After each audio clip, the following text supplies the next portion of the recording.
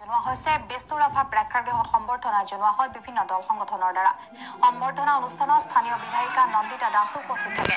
লুধিয়ানাত অনুষ্ঠিত ৰাষ্ট্ৰীয়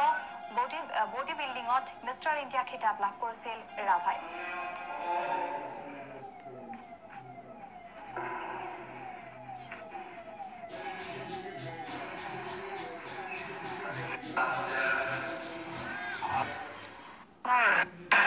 অনুষ্ঠিত হোৱা মিষ্টাৰ ইণ্ডিয়া